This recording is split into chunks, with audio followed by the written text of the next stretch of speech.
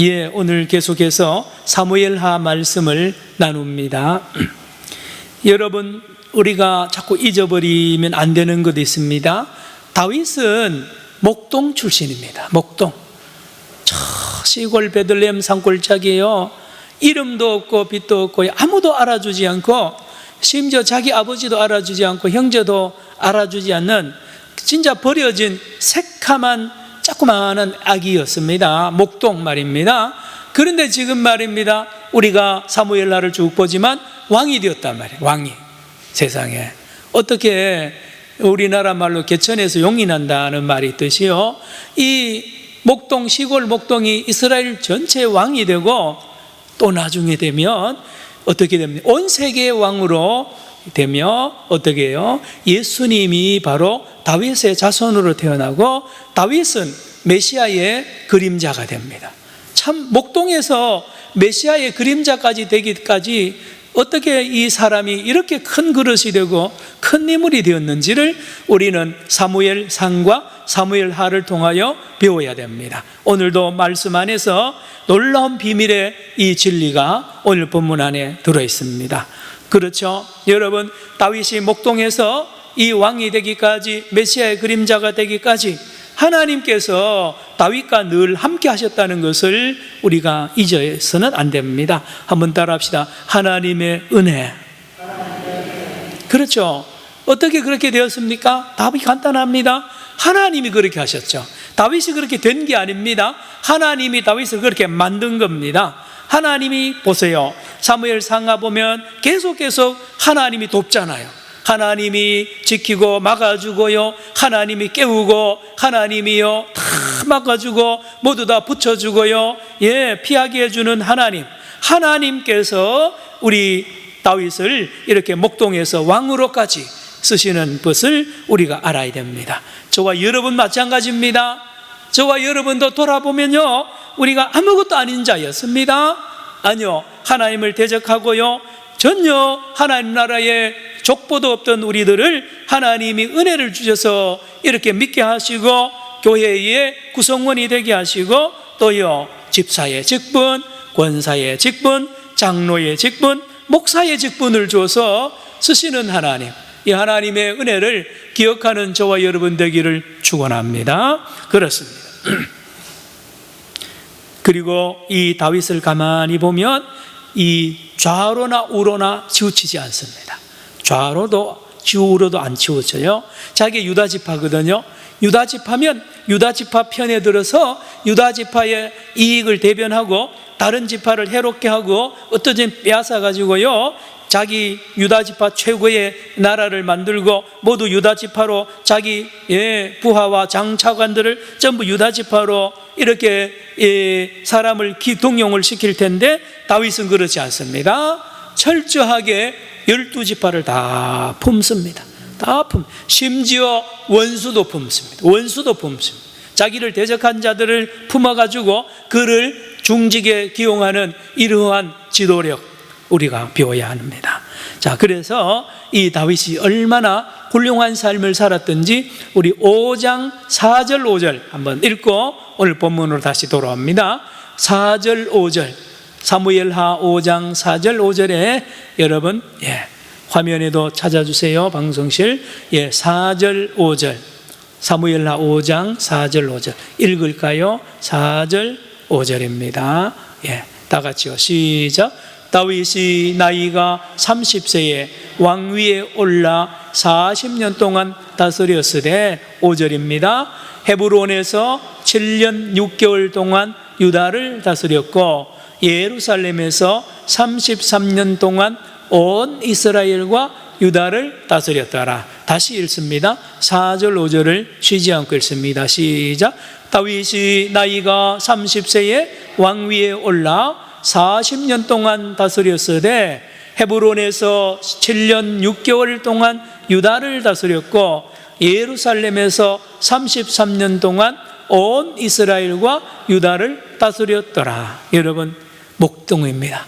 목동이 왕이 되어서 유다와 이렇게 예루살렘 온 이스라엘을 40년 동안이나 왕으로 사역을 성공리한 이 놀라운 비밀을 우리가 말씀을 통하여 날마다 수요일마다 깨달아야 합니다.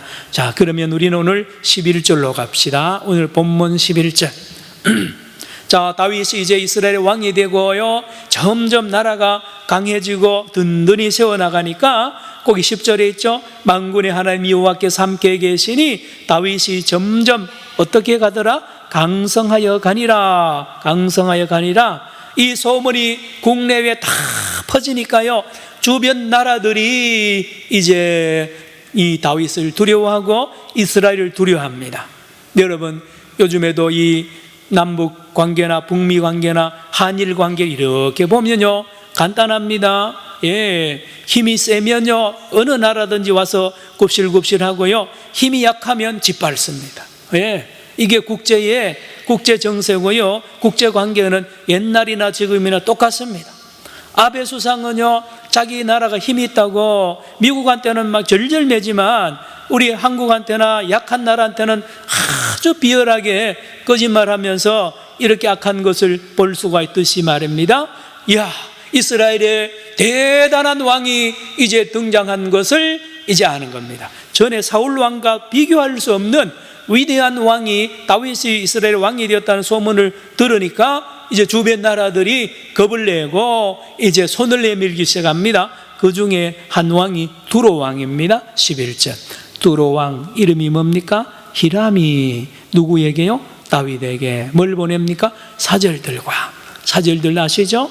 예, 여러 관리들을 전부 보낼 때 빈손으로 오게서요, 다 바리바리 예, 선물을 싸들고 옵니다. 또 뭘 보냅니까? 백향목. 뭘 보낸다고요? 백향목. 여러분 많이 들으셨죠? 레바논의 백향목은 세계 최고의 건축자재입니다. 우리 편백나무가 지금 뭐 건강에 좋다 그래서 비싼데요, 여러분 편백나무가 비교할 수 없는 나무가 백향목인데, 이 백향목은 낮은 데서 안 자라납니다. 해발 800, 900, 1000고지에서만 자라나는데 1년에 조금 자라납니다. 추우니까요. 예, 그래서 나중에 어마어마한 큰 나무가 되면 그 나무를 베면 나이테를 이렇게 보면 나이테 간격이요 1mm도 안 돼요. 아주 가늡니다. 500년, 300년 된 이 나무들을 예, 아름드리 레바논의 산마다 있어요. 그걸 베가지고 세계로 수출합니다. 나중에 솔로몬이 예루살렘에 성전 지을 때에 그 레바논의 백향목을 수입하잖아요. 그래서 베가지고 육로로 못 나르니까 바다에 띄웁니다. 바다에 띄우면 그 바닷물을 타고 오면 또 건져가지고 이렇게 사용하는 예, 최고의 건축자재 백향목을 많이 또 보내옵니다. 선물로. 또 누굴 보냅니까? 목수와 누구요? 석수. 아시죠? 목수와 석수를 왜 보내느냐?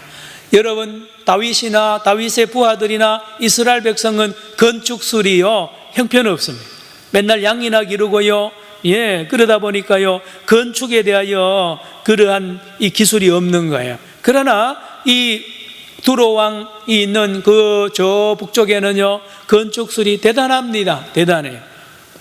여러분 집 지어 보신 분은 아지만 목수가요 아무나 목수 급이 다 있습니다.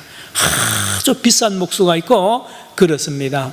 최고의 목수들과 또 석수, 돌로 만든 건축물을 지을 때는 석수가 예, 돌을 막 주물럭주물럭 하듯이요 기가 막히게 이렇게 따듬어서 아름다운 건축을 하는 이 모든 이 훈련된 이 최고의 장인들을 수십 명씩 이렇게 보내는 거 있잖아요. 아무 돈도 안 받고. 다시 읽을까요? 11절 시작. 두로 왕 히람이 다윗에게 사절들과 백향목과 목수와 석수를 보내매 그들이 다윗을 위하여 뭘 짓는다고요? 집을. 여기 궁궐입니다. 궁궐.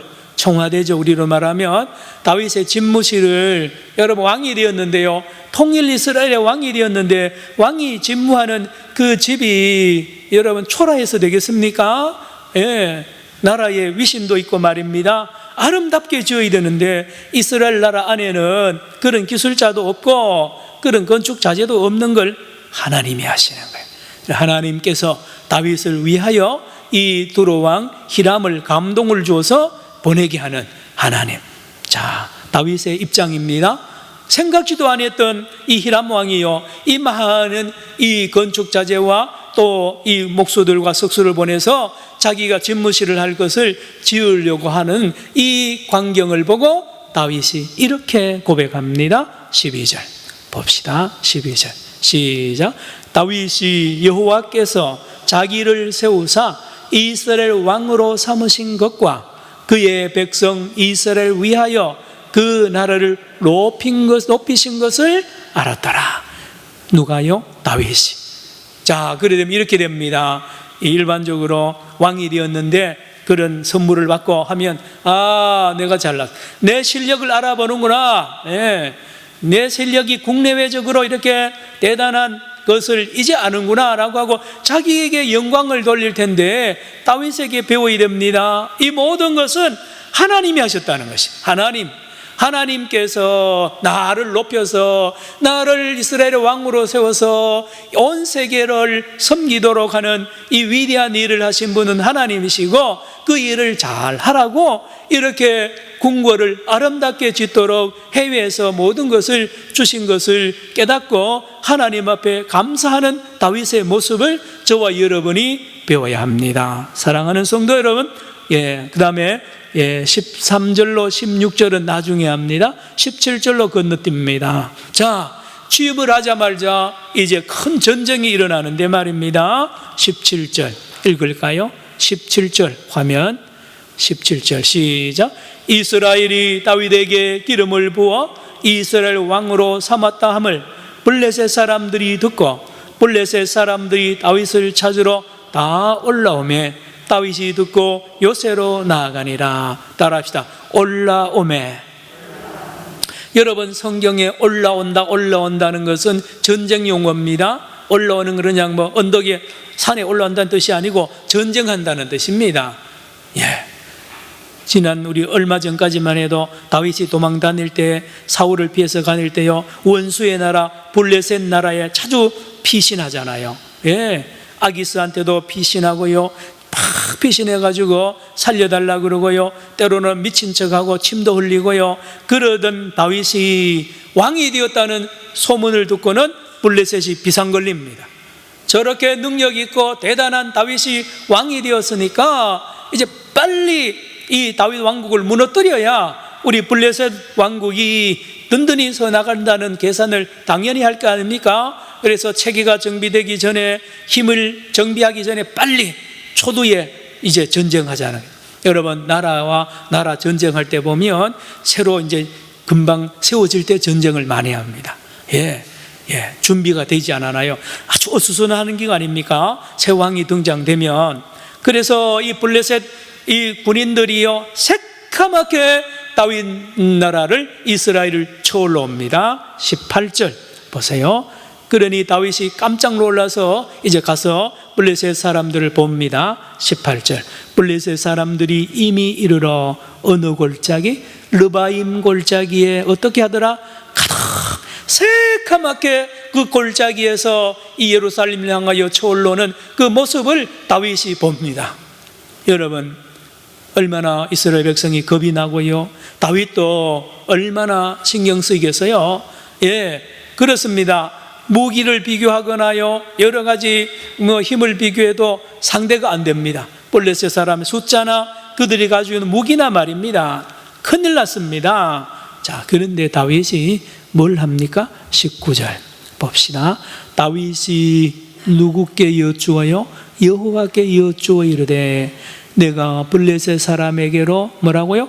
올라가리까. 뭔 말입니까? 하나님, 우리가 블레셋과 전쟁할까요 말까요? 이 말입니다. 올라가리까. 여러분, 물론 이때에 다윗이 직접 말로 물은 것이 아니라 제사장을 불러가지고 대제사장 안에 있는 우림과 뭐죠? 둠빔, 우림과 둠빔의 돌을 가지고 물으라는 것입니다. 하나님께 물어보라는 것입니다. 하나님께 우리가 저 블레셋과 전쟁할지 말지를 물어봐. 여러분, 또 배워야 됩니다. 여러분의 큰 일이든지 작은 일이든지요, 먹든지 마시든지 누구의 영광을 위하여? 하나님의 영광을. 여러분, 작은 건 안 묻습니다. 우리가요. 예? 작은 건 시시한 건 안 물으면 안 됩니다. 작은 먹는 것 마시는 것부터 모든 것을 우리가 하나님의 영광을 위하여 하나님께 물어봐야 됩니다. 하나님. 아주 중요한 포인트입니다. 왜 그럴까요? 왜 하나님께 물어야 됩니까? 작은 것도 큰 것도 내 것이 아니거든. 내 마음대로 하면 안 돼요. 작은 것부터 큰 것까지 다 하나님의 것이기 때문에 하나님의 뜻을 물어야 합니다. 하나님 뜻을 물어요. 다윗이 이런 훈련이 잘 돼 있습니다. 그래서 하나님 앞에 물었습니다. 19절 같이 읽습니다. 시작. 다윗이 여호와께 여쭈어 이르되 내가 블레셋 사람에게로 올라가리까? 여호와께서 그들을 내 손에 넘기시겠나이까? 하니 여호와께서 다윗에게 말씀하시되 올라가라. 내가 반드시 블레셋 사람을 내 손에 넘기리라 하신지라. 이제 대제사장이 우림 둠빔을 뽑으니까요, 하얀 돌이 나온 거예요. 예, 예스가 나옵니다. 올라가라는 표현입니다. 그래서 그 올라가는, 아이고 목사님 그 뭐 검은 돌 흰 돌 그 뽑는 거 요즘 과학적으로 보면 50대 50이니까 그게 뭡니까? 그렇지 않습니다. 여러분, 성경의 제비뽑기는 이스라엘 백성들이 분명히 100% 하나님의 뜻으로 믿었습니다. 믿음입니다. 믿음. 여러분 자신의 이 예감이 있어요. 기도하다가 보면요, 이게 하나님의 뜻인지 아닌지요, 뭐 하나님이 소리를 막 하는 거다. 가라, 하나님 그렇지 않아요. 내 심령 가운데 성령께서 말씀으로 확신을 줘요. 예, 그리로 가야 됩니다. 예, 그 응답을 믿고 나가. 따라합시다. 믿음으로. 예, 의심하면요 아무것도 못합니다. 예, 자, 하나님께서 허락했습니다. 이제 전쟁하러 갑니다. 20절 보세요. 다윗이 군대를 끌고 전쟁하러 갑니다. 20절. 다윗이 바알 브라심에 이르러 거기서 그들을 어떻게 해요? 치고 전쟁이 격렬하게 붙었습니다. 그리고는 다윗이 말하되 여호와께서 뭐를 흩음같이요? 물을 흩음같이 내 앞에서 내 대적을 어떻게 해요? 흩으셨다 하여므로 그곳 이름을 뭐라고요? 바알 브라심이라 부르니라. 여러분, 이 지명이 없었어요. 바알 브라심이라는 지명이 없었는데 이 전쟁 때문에 다윗이 이 장소 이름을 바알 브라심이라는 이름을 지어버렸습니다. 여러분, 바알이라는 건 주인이라는 뜻입니다. 주인. 무슨 주인이냐? 브라심을 일으킨 주인이라. 브라심은 뭐냐? 많은 사람을 흩어진다는 뜻입니다. 많은 사람들, 적군들을 흩어버리시는 분이 다윗도 아니고 이스라엘 군인도 아니고 누구라고요? 하나님, 여호와 하나님이라는 것을 확실히 선포하기 위하여 이스라엘 백성들 앞에서 이 장소, 이 오늘 전쟁터 이름을 바알 브라심이라고 다윗이 지은 것입니다. 다윗이. 여러분도 가정이나 직장이나 여러분 삶 속에 어떤 그 신앙의 결정적인 경험을 할 때가 있습니다. 그때 여러분 그 장소나 그 어떤 곳을 여러분이 기념하면 좋습니다. 그래서 이날과 또 이 장소를 여러분과 하나님만 아는 그 거룩한 이름들이 우리 삶 속에 가정에 있어야 됩니다. 얘들아, 하나님이 도우셨다. 이 문제 하나님이 해결하셨다. 영원히 기억하라. 예? 이런 신앙의 이 유산들이 저와 여러분에게 많이 있기를 축원합니다. 그렇습니다.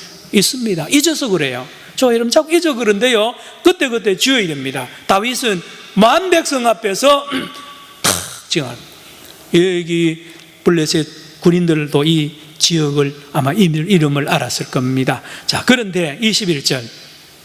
이 전쟁에서 넉넉히 이길 줄 알고 쳐들어왔다가 박살이 난 이 블레셋 사람들의 이 현상 하나를 소개합니다. 21절. 거기서 블레셋 사람들이 그들의 뭐를요? 우상을 어떻게 요? 버렸으므로 다윗과 그의 부하들이 어떻게 하니라? 지우니라. 이 목사님 갑자기 졸지에 이게 뭔 말입니까? 이렇거든요. 여러분 기억합니까? 이스라엘 백성이 전에 사무엘 시대 때요 어떻게 합니까? 제사장 누굽니까? 그 시대에 전쟁을 하다가 지니까 이스라엘 백성들과 장로들이요 회의를 해가지고 뭐를 꺼내오면요 법궤를 꺼내와서 법궤를 앞세우면 이긴다라고 해서 엘리 제사장하고 가서 거기서 법궤를 꺼내와가 전쟁하잖아요. 이거 똑같은 거예요. 옛날이나 지금이나 부적이라는 게 있어요. 부적.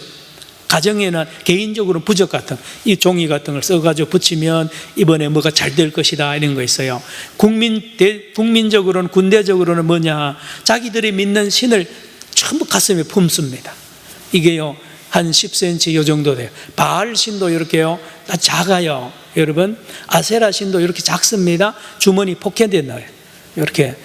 그래서 이 블레셋 사람들 군인들도 아마 다곤 신이나 이런 신을 전부 품에 안고 전쟁에 갑니다. 그러면 이 신이 자기를 지켜줄 거라고.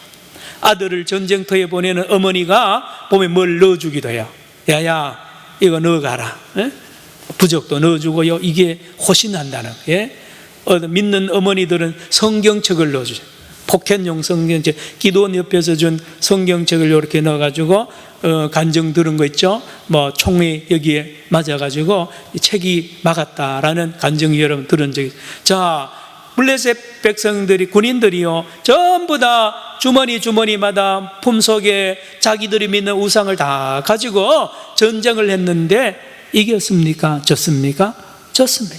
박살이 났습니다. 그러니 이제 블레셋 사람들이 자기들이 품고 있던 신이 가짜라는 거예요. 자기들이 품고 있는 신은 완전히 아무것도 아니라 그래 다 버려버렸어요. 다 버렸습니다. 그걸 주워가지고 이 다윗과 이스라엘 군인들이 그거 치우는데 오래 걸렸다는 거예요. 21절 읽을까요? 다시요. 시작. 거기서 블레셋 사람들이 그들의 우상을 버렸으므로 다윗과 그의 부하들이 치우니라. 자, 이제 전쟁이 끝났습니다. 이제 블레셋 사람들은 대패를 하고 돌아가는데 세상에 이놈들이 다시 돌아오는 거죠. 블레셋 군인들이요 다시 정비하고 힘을 내서 2차 공격을 하는 이런 엄청난 사건이 또 일어납니다. 22절 볼까요? 22절 블레셋 사람들이 어떻게 해요? 다시 올라와서 다시 전쟁하러 올라옵니다. 르바임 골짜기에 또 가득히 찼습니다. 자, 다윗은 또 누구에게 물을까요? 하나님께 묻죠. 23절 읽었습니다. 시작. 다윗이 여호와께 이웃주니 이르시되 올라가지 말고 그들 뒤로 돌아서 뽕나무 숲을 맞은편에서 그들을 기습하되. 여러분 신기합니다. 잘 들으세요. 예수님은 사람을 고치잖아요. 여러분 신약성 예수님 고치는 거 많죠. 그런데 한 번도 똑같은 방법 안 써요. 기가 막혀. 어떤 환자는요 이 진흙을 침을 뱉어가지고 눈을 발라가지고 어느 못에 실로암 못에 가 씻으라 그러고요. 그냥 어떤 환자는 그냥 말씀으로 치료하고요. 어떤 환자는요 또 손을 잡아 일으키기도 하고요. 여러분 예수님의 방법, 하나님의 방법은 다양합니다. 그때 다릅니다. 여러분 잘 들으세요. 여러분 기도할 때 아이고 하나님 어제 또 그 방법으로 나에게 말씀하실 것 같다, 그렇게 나에게 다가오실까? 그렇지 않습니다. 전혀 새로운 방법으로 우리 하나님이 우리를 지도하시고 인도하십니다. 따라합시다. 새로우신 하나님. 하나님은 날마다 새롭게 우리에게 다가오시는 것을 여러분이 아셔야 됩니다. 그래서 자녀들한테 교육할 때도요 엄마가 맨날 레코드처럼 맨날 했던 앵무새처럼 그래 하면 자녀 안 듣습니다. 안 들어요. 예. 어머니의 교훈이 날마다 새로운 거예요. 물론 중심은 똑같죠. 방법이 날마다 달라야 돼요. 예. 제가 이스라엘 이렇게 있으면서 그 이스라엘 선생들 가르치는 걸 유심히 봤어요. 우리 아들들 그 초등학교 유치원 다니면, 저도 이제 대학교 히브리 대학 다니면서 보니까요 요 유대인들 선생들이요 기가 막히는 게 항상 바꿔요. 오늘 수업 다 마치면요 그 선생들이 다 모여가지고 오늘 교실에서 일어났던 질문과 이 문제들을 다 디스커션하고 그 다음에 이제 교과서를 수정합니다. 그래서 해마다 교과서가 바뀌어요. 예. 그래서 교육 현장이요 교실이 날마다 새롭다니까요. 날마다 새로워요. 가르침이 사랑하는 성도 여러분, 예수님의 가르침은 항상 새롭습니다. 하나님의 말씀 그러합니다. 성도 여러분, 저와 여러분도 가정에서나 교회에서, 교회학교 선생님들도요, 맨날 했던 그 앵무새처럼 하면 애들 안 듣습니다. 새로운 방법과 신기한 방법을 통하여 주의 말씀을 증거합니다. 우리 하나님께서요, 또 올라가서 정면 승부하지 말고 이번에는 돌아가라는 것입니다. 23절 시작. 다윗이 여호와께 여쭈니 이르시되 올라가지 말고 그들 뒤로 돌아서 뽕나무 숲을 맞은편에서 그들을 어떻게 하되? 기습하되 게릴라전을 하라는 것입니다. 숲을 속에 숨어 있다가 어떤 사인이 딱 등장되면 갑자기 공격하라는 이 새로운 방법을 우리 하나님이 하십니다. 여러분, 놀랍죠? 만약에 앞에 왔던 것과 똑같은 방법을 하면 블레셋한테 못 이깁니다. 블레셋은 다시 침공한 이유는 앞에 당했던 그 방법이 또 나올 줄로 믿고 그렇게 공격할 줄로 믿고 대비해가 올라왔거든요. 그런데 생각지도 못했던 방법으로 하나님이 이스라엘 백성들을 이렇게 전쟁하게 하고 하나님이 하신 거죠. 볼까요? 24절 봅시다. 무슨 나무 꼭대기요? 뽕나무 꼭대기. 여러분, 우리 뽕나무로 번역했는데 원어에 보면 박하는 운다는 뜻입니다. 엉엉 운다, 우는 나무입니다. 그래서 학자들은 이 나무가 무슨 바람의 소리에서 우는 소리를 내든지 아니면 많은 학자들은 이 나무 중에 이 물 같은 게 막 떨어지는 나무가 있어요. 여러분들 어떤 나무로 내려가면요, 이 비도 안 왔는데 자꾸 물이 떨어지는 나무들이 있는 걸 여러분 아십니까? 이래 발삼나무라고 합니다. 발삼나무는요, 가만히 있으면 이렇게 잎에서 자꾸 물이 뚝뚝뚝뚝 떨어지는 그런 나무가 있다고 합니다. 박하라는 나무 꼭대기에서 24절 보세요. 박하나무의 꼭대기에서 뭐 하느냐? 걸음 걷는 소리가 들리거든. 참 이게 해석하기 어려운데요, 학자들은 바로 하나님의 군대, 천사들이 확 움직이는 그 천사들의 발자국 소리 팍팍팍 하는 이런 소리가 들리거든. 하나님의 사인인 줄 알고 전체 숨어 있다가 동시에 일어나서 블레셋을 칠하는 하나님의 놀라운 작전입니다. 유대인들은요, 지혜로워가지고 지금도 전쟁하면 성경책을 펴놓고 전쟁합니다. 성경책에서 어떤 이 작전을, 지혜를 얻어가지고 지금 전쟁도 그렇게 많이 합니다. 여러분, 우리가 말씀을 늘 듣고 기도하고요, 말씀을 읽는 중에 지혜를 얻어서 여러분 집에나 문제나 여러분 가정의 문제, 사업의 문제에 대하여 그 해결하는 방법을 모르시거든. 우리 하나님 앞에 기도하면서 말씀으로 대답하시는 주의 음성을 들으시기를 축원합니다. 내 방법 아닙니다. 어제 방법 아닙니다. 새로운 방법으로 우리에게 말씀하신다니까요. 한번 다시 읽습니다. 24절요 시작. 뽕나무 꼭대기에서 걸음 걷는 소리가 들리거든 곧 공격하라. 그때에 여호와가 너보다 앞서 나가서 블레셋 군대를 치리라 하신지라. 여러분, 하나님의 전쟁이거든요. 다윗은 하나님의 전쟁하는 것을 처음부터 굳게 믿었습니다. 25절로 갑니다. 이에 순종하죠. 이에 다윗이 여호와의 명령대로 행하여 블레셋 사람을 쳐서 어디에서요? 게바에서 게젤까지 완전히 이번에는 확 휩쓸고요, 다시는 블레셋이 이스라엘을 침공하지 못하도록 전멸시키는 대전쟁을 하는 것을 우리에게 알려줍니다. 말씀을 정리할게요. 여러분, 말씀을 정리하기 전에 오늘 우리 아까 읽지 않았던 부분을 읽어야 됩니다. 13절로 16절로 갑니다. 여러분, 13절로 16절에 보면 우리를 실망시키는 말씀이 나와요. 13절 시작. 다윗이 헤브론에서 올라온 후에 예루살렘에서 처첩들을 더 두었으므로 아들과 딸들이 또 다윗에게서 나니 14절. 예루살렘에서 그에게서 난 자들의 이름은 삼무아와 소밥과 나단과 솔로몬과 15절입니다. 입할과 엘리수아와 네벡과 야비야와 16절. 엘리사마와 엘야다와 엘리벨렛이었더라. 자, 여러분, 우리는 잠시 성경을 우리 신명기 17장으로 갑니다. 다시 여기 돌아올 테니까요, 여기 표시를 해 놓으시고 신명기 17장으로 모두 돌아가서 찾으시기 바랍니다. 신명기 17장 14절부터 찾으시기 바랍니다. 288페이지 화면에도 나와 있습니다. 하나님께서 모든 이스라엘 왕들이 취임을 하면 반드시 이렇게 하라는 것을 하나님의 명령입니다. 예, 신명기 17장 몇 절요? 14절부터 쭉 읽어내려갑니다. 14절 시작. 내가 내 하나님 여호와께서 내게 주시는 땅에 이르러 그 땅을 차지하고 거주할 때에 만일 우리도 우리 주위의 모든 민족들 같이 우리 위에 왕을 세워야겠다는 생각이 나거든. 15절요.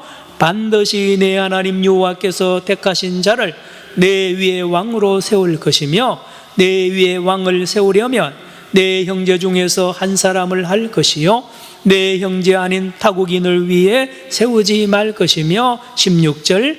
그는 병마를 많이 두지 말 것이요 병마를 많이 얻으려고 그 백성을 애굽으로 돌아가게 하지 말 것이니 이는 여호와께서 너희에게 이르시기를 너희가 이후에는 그 길로 다시 돌아가지 말 것이라 하셨으며. 잠깐요, 왕이 되면 병마를 많이 두지 말라는 거예요. 군대를 너무 키우지 말라는 거예요. 이유는 간단하죠. 군대가 크고 힘이 있으면 자기를 위하여 장난칩니다. 무슨 장난? 전쟁하는 거예요. 여러분, 세계 많은 히틀러라든지 이 히로히토 같은 사람들은요, 이 자기 부하를 군대를 키워가지고 자기 욕망을 채우기 위하여 온 세계 사람을 수백만 명, 수천만 명을 죽였어요. 여러분, 사람이 무섭습니다. 혼자는 덜 무서워도요, 자기 밑에 수백만 군인과 무기가 자기 명령 한마디로 움직이게 하면 모든 이 사람들은 지도자들 유혹받습니다. 자기가 전 세계를 정복해야 되겠다는. 김일성이도 마찬가지죠. 예, 그 힘 가지고 이 남한과 북한에 있는 수백만 명을 죽였잖아요. 여러분, 절대로 하나님은요, 왕에게 절대로 병마를 많이 두지 말고, 예, 또 그걸 얻으려고 남의 나라에 찾아가지 말라는 거예요. 여러분, 왕이 힘이 있으면요, 위험합니다. 어느 나라든지요, 그 절대 권력자가 딱 등장되면 위험한 거예요. 하나님 그걸 막는 거예요. 다음 17절 또 하지 말 것 있습니다. 왕이 하지 말 것. 시작. 그에게 아내를 많이 두어 그의 마음이 미혹되게 하지 말 것이며 자기를 위하여 은금을 많이 쌓지 말 것이니라. 여러분, 아내를 왜 많이 둡니까? 왕이 되면 자기 성욕을 채우는 것도 있고요, 또 자기 힘을 전부 안정하게, 나를 안정시키려고요, 지방의 호족들과 여러 돈 많은 사람들과 사돈을 맺습니다. 또는 남의 나라 공주하고 사돈을, 남의 나라 왕과 사돈을 맺는 것은 그 나라와 이 동맹을 맺어가지고요, 안전하게 하려고 합니다. 이거 하지 말라는 거예요. 그런데요, 이 신명기 17장 17절을 다윗이 위배합니다. 다윗이 다 잘하다가요, 다윗이 큰 죄를 짓습니다. 하나님이 제일 싫어하는 것 중에 하나가 처첩을 두거나 다른 공주들을 부인으로 삼고 하지 말라고 했어요. 17절 한 번 더 읽겠습니다. 시작. 그에게 아내를 많이 두어 그의 마음이 미혹되게 하지 말 것이며 자기를 위하여 은금을 많이 쌓지 말 것이니라. 아내도 많이 두지 말고 돈도 많이 가지지 말라는 거예요. 은금이 많으면 죄 짓습니다. 예. 자주 이런 말을 해서 여러분 싫어하는 사람도 많은데, 한국 교회가 부패한 게요, 돈이 예산이 많아 그래요. 예.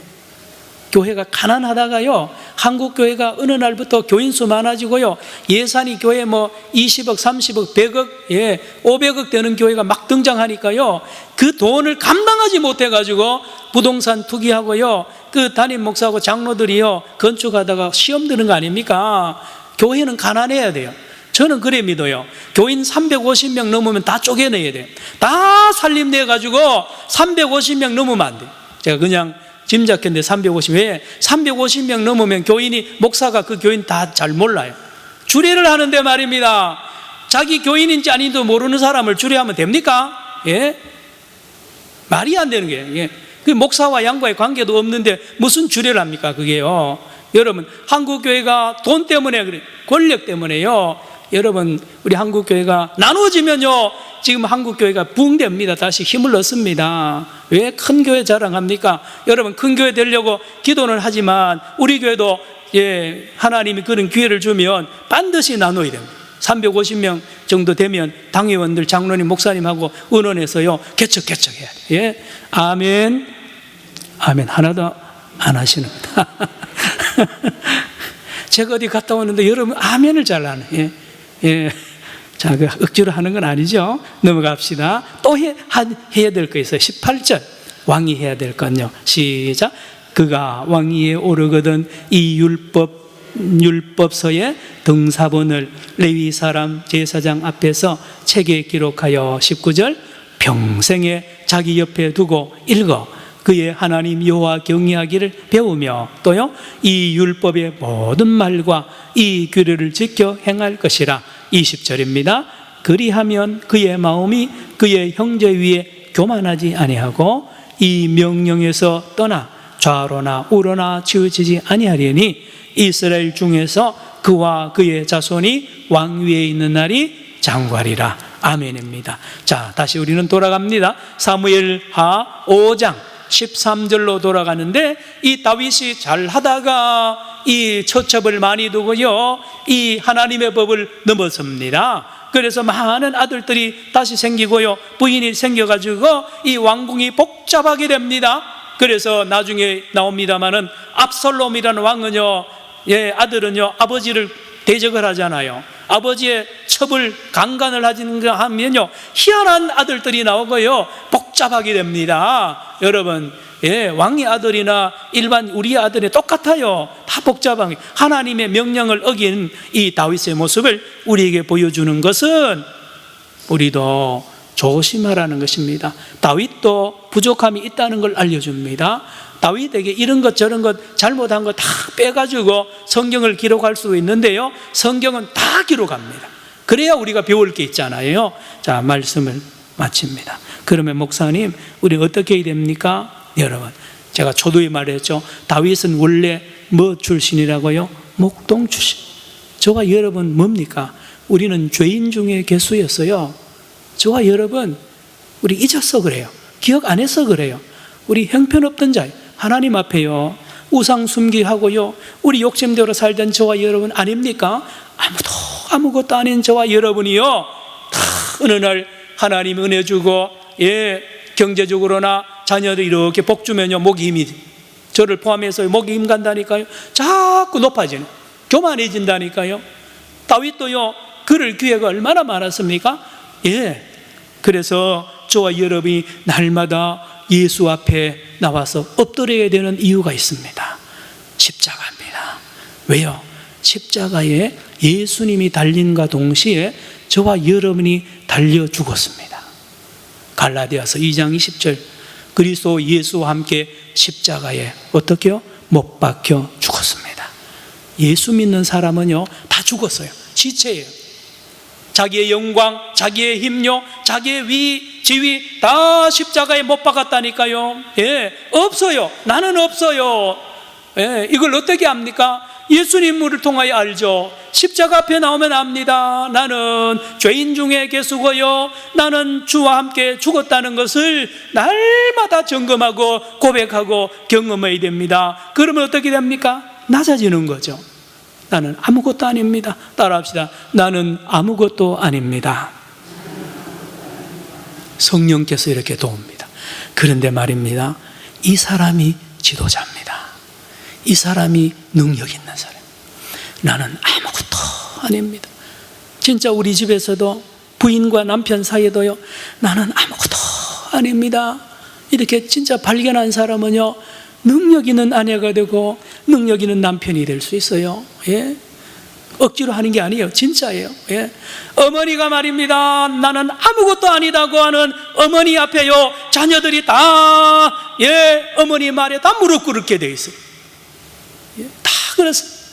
사랑하는 성도 여러분, 저와 여러분 날마다 예수님 앞에서 나와서 십자가 앞에서 저와 여러분이 못 박혀 죽은 것을 발견하고 우리 성령의 이끌림을 받아서 섬기고 낮아서서 하나님 나라의 거룩한 제사장으로 왕으로 쓰임받는 축복이 있기를 바랍니다. 기도합시다. 하나님 아버지, 오늘도 우리가 낮아지기 원하오나 아무 곳에도 우리가 그런 교훈을 받을 수가 없습니다. 예수 십자가 앞에서 우리가 못 박혀 죽은 것을 발견하고 늘 우리가 죄인 중에 계신 것을 발견하고 낮아지고 또 낮아지는 성령 충만한 우리 모두가 되어서 위대한 왕의 삶을 살아가게 하여 주시옵소서. 예수님의 이름으로 기도드리옵나이다. 아멘. 306